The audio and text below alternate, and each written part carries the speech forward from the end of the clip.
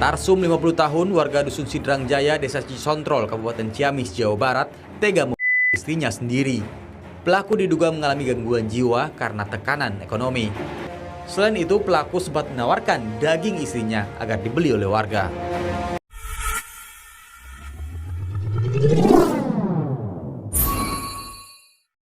Semuanya bermula dari Tarsum yang tinggal bersama istri dan kedua anaknya di sebuah rumah di Dusun Sindang Jaya, Kecamatan Rancah, Kabupaten Ciamis, Jawa Barat.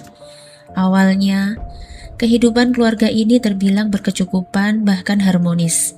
Tarsum dikenal sebagai sosok pekerja keras yang sudah bertahun-tahun merintis bisnis jual beli kambing.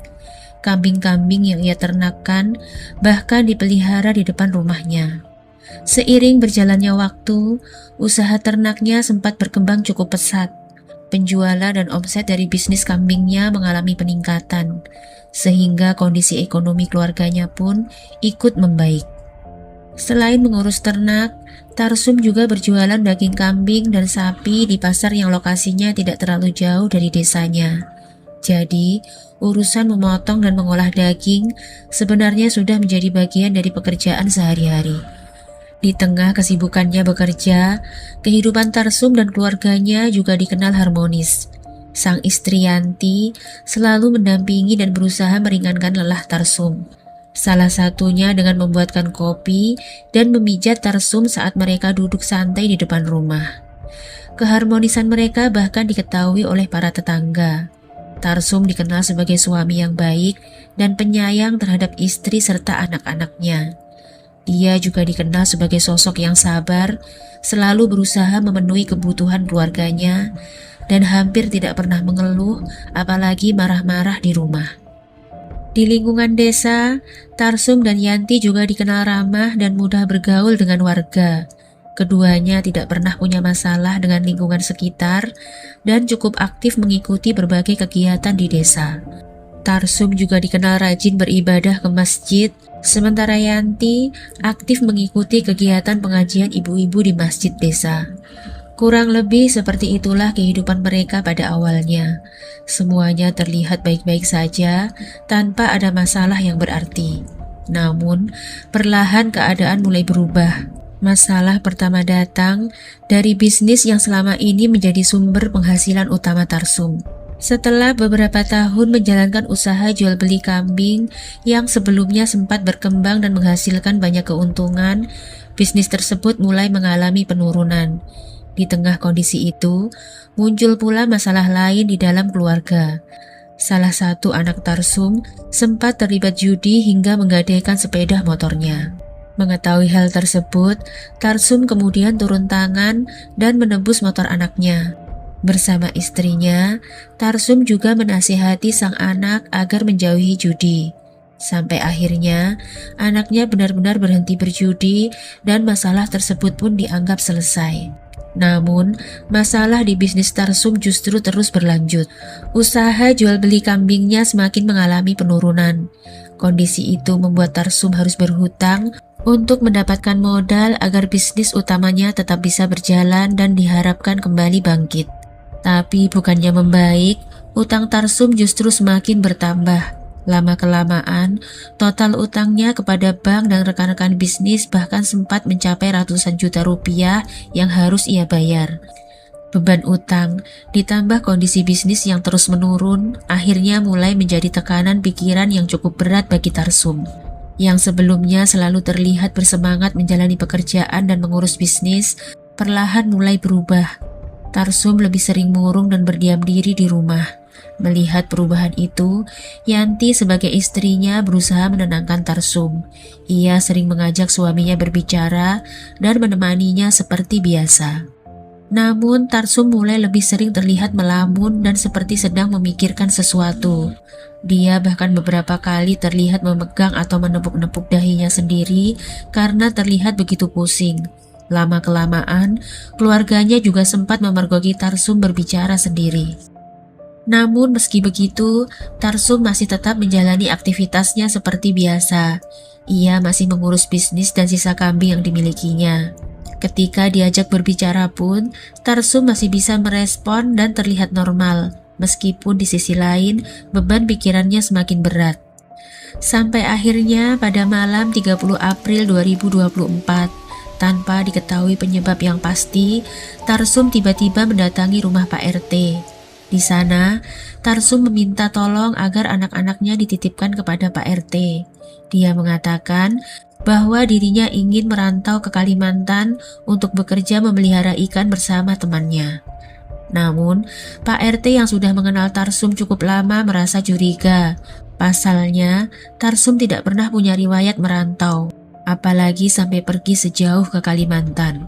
Pak RT kemudian menasihati Tarsum sekaligus memastikan apa sebenarnya tujuan dia ingin merantau. Kalau memang benar untuk bekerja, Pak RT mempersilahkan. Tapi kalau kepergiannya berkaitan dengan masalah, apalagi masalah dengan istrinya, Pak RT tidak mengizinkan. Pak RT juga sempat memastikan apakah saat itu Tarsum sedang memiliki masalah atau bertengkar dengan Yanti. Namun, Tarsum mengatakan tidak ada masalah apapun dengan istrinya. Setelah sempat berbincang dengan Pak RT, Tarsum akhirnya pamit dan kembali pulang ke rumah. Keesokan harinya, Tarsum masih menjalani aktivitas seperti biasa. Dia tetap mengurus pekerjaannya dan sisa kambing yang masih dipeliharanya di depan rumah. Namun, malam harinya kondisi Tarsum tiba-tiba kembali tidak terkendali. Kali ini, dia berusaha melukai dirinya sendiri. Yanti yang saat itu panik langsung meminta bantuan kepada warga sekitar. Tidak lama kemudian, Pak RT datang dan dibuat kaget melihat Tarsum sudah berada di lantai rumahnya sambil berusaha melukai dirinya sendiri. Pak RT langsung berusaha mencegahnya, namun Tarsum justru mencoba membenturkan kepalanya ke tiang beton yang ada di dalam rumah. Pak RT bersama Yanti kemudian berusaha menarik tubuh Tarsum agar aksinya bisa dihentikan. Tapi Tarsum justru berlari keluar rumah dan melanjutkan aksinya dengan membenturkan kepalanya ke tiang listrik yang berada di depan rumah. Pak RT masih berusaha untuk mencegah dan menarik tubuh Tarsum menjauh dari tiang listrik. Namun, Tarsum kemudian kabur menuju jalan kampung dan langsung dikejar oleh Pak RT. Setelah berhasil ditangkap, Tarsum tiba-tiba meminta pinjaman uang kepada Pak RT sebesar 10 juta. Agar Tarsum mau kembali ke rumah, Pak RT pun mengiyakan permintaan tersebut. Setelah itu, Tarsum akhirnya berhasil dibujuk untuk kembali. Sesampainya di rumah, keluarga dan warga berusaha menenangkan Tarsum. Namun, karena kepalanya sudah mengalami luka, mereka kemudian membujuk Tarsum untuk dibawa ke klinik yang ada di desanya agar lukanya bisa mendapatkan perawatan. Setelah dari klinik, Tarsum kembali dibawa pulang. Di rumah, Yanti kembali berusaha menenangkan suaminya. Dia membuatkan kopi dan memijat Tarsum seperti biasa. Kabar mengenai kejadian tersebut kemudian diketahui oleh keluarga dan saudara-saudara Tarsum yang tinggal di luar kota. Keesokan harinya, mereka pun datang untuk menjenguk Tarsum. Karena kejadian malam sebelumnya dianggap sudah sangat berbahaya, terutama setelah Tarsum mulai berusaha menyakiti dirinya sendiri. Pihak keluarga saat itu juga langsung mengamankan benda-benda tajam yang ada di rumah. Mereka juga mulai menyadari bahwa kondisi kejiwaan Tarsum sedang tidak stabil. Karena itu, keluarga kemudian berkonsultasi dengan pihak Puskesmas Rencah mengenai kondisi Tarsum yang diduga mengalami depresi. Petugas puskesmas kemudian datang langsung ke rumah untuk memeriksa kondisi Tarsum. Petugas puskesmas menyarankan agar keluarga membawa Tarsum berobat ke psikiater untuk mendapatkan penanganan lebih lanjut. Untuk sementara, Tarsum diberikan obat yang harus diminum pada malam dan pagi hari agar kondisinya bisa lebih tenang. Petugas puskesmas juga meminta keluarga untuk terus memberikan kabar mengenai perkembangan kondisi Tarsum. Keluarga dan saudara-saudara Tarsum yang sudah berkumpul di rumah kemudian berembuk untuk membicarakan rencana pengobatannya. Akhirnya, malam itu mereka sepakat bahwa keesokan harinya keluarga dari adik Tarsum akan datang menjemputnya untuk dibawa berobat. Sementara menjalani pengobatan, Tarsum juga direncanakan tinggal di rumah adiknya. Dengan begitu, keluarga bisa lebih mudah memantau dan menjaga kondisi Tarsum untuk menghindari hal-hal yang tidak diinginkan. Apalagi keluarga juga merasa kasihan kepada Yanti yang selama ini harus menghadapi kondisi Tarsum seorang diri. Setelah semuanya sepakat, keluarga Tarsum kemudian pulang. Mereka berencana kembali keesokan harinya untuk menjemput Tarsum dan membawanya berobat. Namun sayangnya, sebelum keluarga sempat datang menjemput, semuanya sudah lebih dulu terjadi. Tepatnya hari Jumat yang naas itu, sekitar pukul 8 pagi, Pak RT sempat datang untuk mengecek kondisi Tarsum di rumahnya. Saat itu, Tarsum masih terlihat tenang dan tidak menunjukkan hal yang mencurigakan. Bahkan, Tarsum sempat sarapan dan minum kopi di depan rumahnya. Di pagi yang sama, Yanti istrinya juga sempat pergi ke warung desa untuk membeli rokok. Setelah kembali, Yanti masih sempat memijat Tarsum seperti biasa di depan rumah. Karena melihat kondisi Tarsum yang cukup tenang, Pak RT pun akhirnya pamit pergi. Namun tak lama setelah Pak RT meninggalkan rumah, sekitar pukul setengah 9 pagi, Yanti bersiap untuk pergi mengikuti pengajian ibu-ibu di masjid desa. Yanti kemudian berpamitan dan berjalan kaki sendirian menuju masjid. Tapi baru sekitar 30 meter dari rumah, Tarsum yang tiba-tiba tidak terkendali mengambil sebuah balok dan mengejar istrinya. Tanpa sebab yang diketahui, Tarsum kemudian memukul bagian kepala Yanti menggunakan balok tersebut di tengah jalan desa. Yanti pun terjatuh dan akhirnya menghembuskan nafas terakhirnya di tempat itu. Setelah itu, Tarsum kembali ke rumah untuk mengambil pisau. Dia kemudian memindahkan tubuh Yanti ke tengah jalan. Di sana, Tarsum melakukan tindakan yang sangat mengerikan dengan potong tubuh istrinya menjadi beberapa bagian hingga kedua tangan dan kakinya terpisah. Potongan-potongan tersebut kemudian dipindahkan ke pinggir jalan, tepat di depan pilar pagar rumah warga. Seorang warga yang melihat kejadian itu langsung berlari mencari Pak RT untuk melaporkan apa yang dilakukan Tarsum terhadap Yanti. Masalahnya mau pesok di unjalan. Astagfirullahaladzim. Sementara itu, setelah memindahkan potongan-potongan tersebut, Tarsum kembali ke rumah untuk mengambil baskom dan karung. Baskom dan karung itu kemudian dibawanya kembali ke lokasi. Sebagian potongan tubuh Yanti dimasukkan ke dalam karung, sementara bagian lainnya dia masukkan ke dalam baskom. Setelah itu, Tarsum berjalan menuju arah desa sambil membawa baskom yang berisi potongan tubuh tersebut. Di sisi lain, Pak RT yang baru menerima laporan bahwa kondisi Tarsum kembali tidak terkendali, langsung berjalan menuju rumah Tarsum. Namun, di tengah perjalanan Pak RT justru berpapasan dengan Tarsum yang sedang membawa baskom berisi potongan tubuh Yanti. Yang membuat Pak RT semakin kaget, Tarsum saat itu masih memegang pisau di tangan kirinya. Saat berpapasan dengan Pak RT, Tarsum bahkan sempat menawarkan isi baskom tersebut. Ia berkata, "Pak, tolong beli Pak, daging Yanti. Yanti sudah nggak ada lagi." Mendengar perkataan itu, Pak RT langsung kaget dan memilih menjauh. Setelah itu, dia kembali berlari untuk mengambil bagian tangan dan kaki Yanti. Kemudian Tarsum kembali menuju arah desa dan meletakkan bagian tangan serta kaki istrinya di depan pos kampling yang ada di dusunnya. Warga yang melihat aksi Tarsum mulai heboh. Namun, tidak ada yang berani mendekat karena Tarsum masih memegang pisau. Beberapa warga bahkan sempat merekam aksi Tarsum yang terlihat sibuk memindahkan potongan demi potongan tubuh Yanti di depan pos kampling. Sementara itu, Pak RT langsung melaporkan kejadian tersebut kepada pihak polisi di Polsek Rancah. Tak lama kemudian, polisi yang dibantu Babinsa mulai berdatangan ke lokasi. Mereka pun dibuat kaget melihat Tarsum yang sama sekali tidak berusaha melarikan diri. Dia justru masih sibuk memindahkan potongan-potongan tubuh di depan pos kampling. Bahkan, Tarsum masih sempat berusaha menawarkan potongan tersebut kepada warga yang lewat. Setelah itu, polisi dan Babinsa mulai berusaha mengamankan Tarsum dengan melakukan pendekatan secara perlahan. Namun, ketika polisi hendak mendekat, Tarsum terlihat merasa terganggu.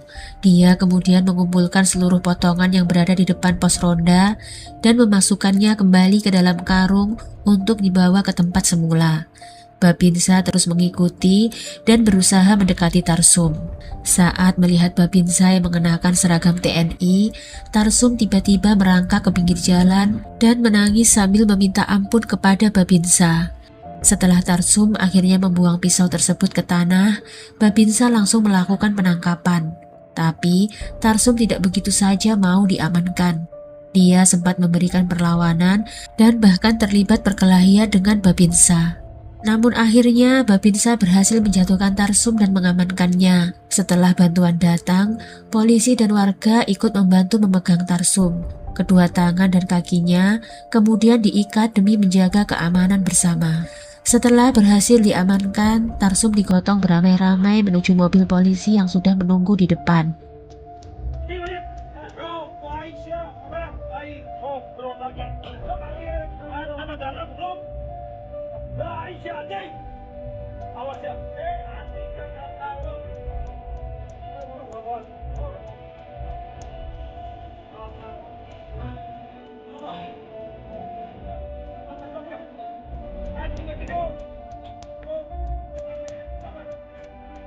Tarsum kemudian dibawa ke Polsek Rancah untuk diamankan.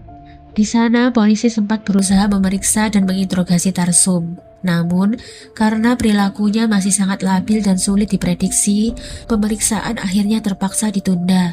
Kemudian, Tarsum ditempatkan sementara di ruangan khusus. Di dalam ruangan tersebut, Tarsum sempat berbicara dengan perkataan yang tidak terarah. Dia juga beberapa kali mempertanyakan apakah yang baru saja dilakukannya benar-benar nyata.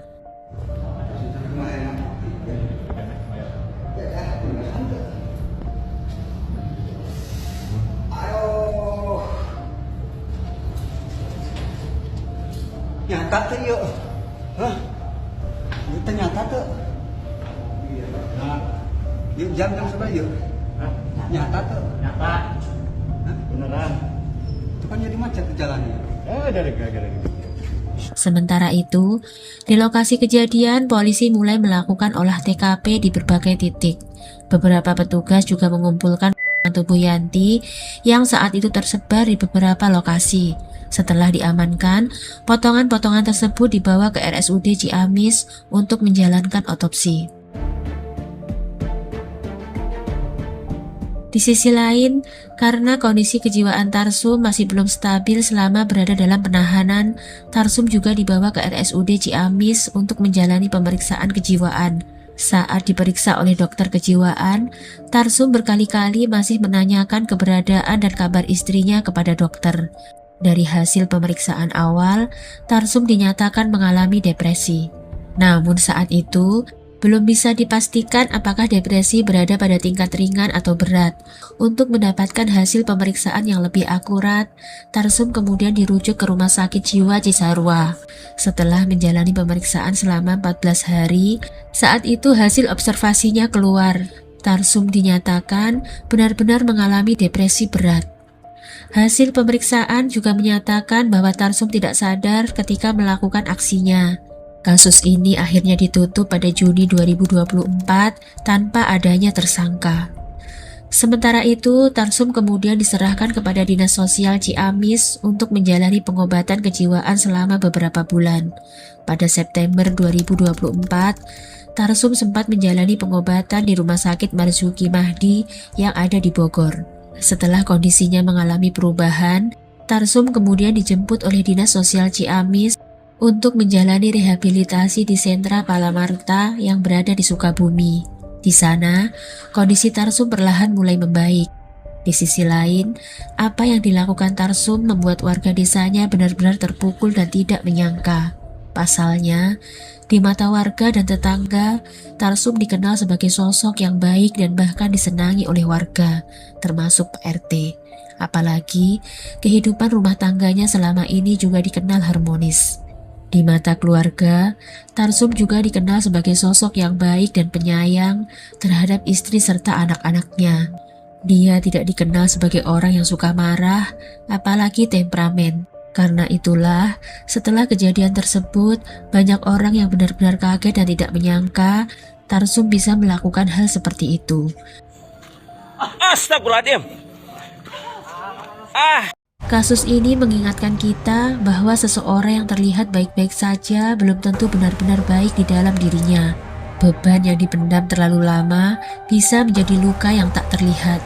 Karena itu, jangan pernah anggap sepele perubahan seseorang. Kadang, satu perhatian dan satu kalimat sederhana, "Apakah kamu baik-baik saja?"